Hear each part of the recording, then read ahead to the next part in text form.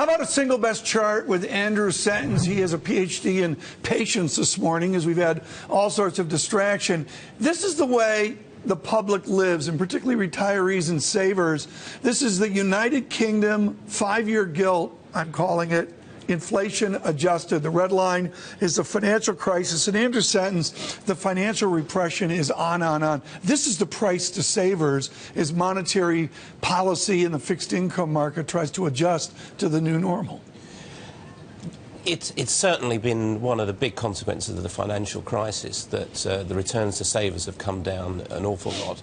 At the moment, it's just above the line because inflation has come down. Exactly. It's not about the yield, it's inflation. That's not necessarily going to be sustained.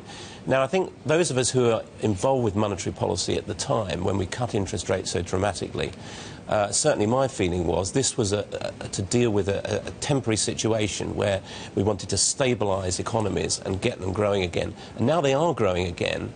I think we really need to have on the agenda of central banks, as it is in the US, of gradually moving interest rates back up again. So do you agree with Professor Blanchflower at Dartmouth College, a former Bank of England member, that we need a little more oomph to get nominal GDP going in the United Kingdom? I want to get you going here this morning. No, I think, I think the sort of growth we've had in the UK is actually, in this new normal world, quite respectable. 2% growth with unemployment coming down, in the UK's case, from over 8% to just over 5%. That shows the economy's growing okay.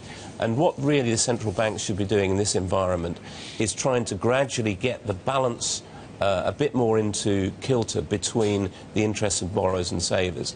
The risk of carrying on at these very low interest rates is you get another wave of borrowing, another wave of debt geared up on very low interest rates, and therefore you're building up even bigger problems for the future. Andrew, we'll get to the BOE in just a second, but what do you say to some analysts and fund managers that basically say the turbulence we've seen on the markets over the last 10 days is going back to what the Fed did in December, the fact that actually they're embarking on monetary tightening when they're just not ready for it. So 2016 may not be the right time to continuing to tighten monetary policy. I don't see that as underpinning this nervousness that we've got in financial markets. It's driven by people's views on China, what's going on in the Middle East, and it's because I think financial markets are still structurally nervous. Central banks, I think the response of central banks should be to give a stronger lead and communicate much more clearly about their strategy. I think the Fed has started to do that, and I think we need to see that in the UK as well. The UK, though, is facing more uncertainty, not only because we had some pretty weak economic data, sure, it's helped by the pound now, but we're also facing a referendum, and it's also almost impossible to quantify that. Yeah, I don't think we can see really properly what the impact of the referendum is going to be. We're still in a sort of limbo land waiting for the terms of the referendum to be really clear. That could be a source of uncertainty in the run-up, but I don't think that's the real preoccupation at the moment.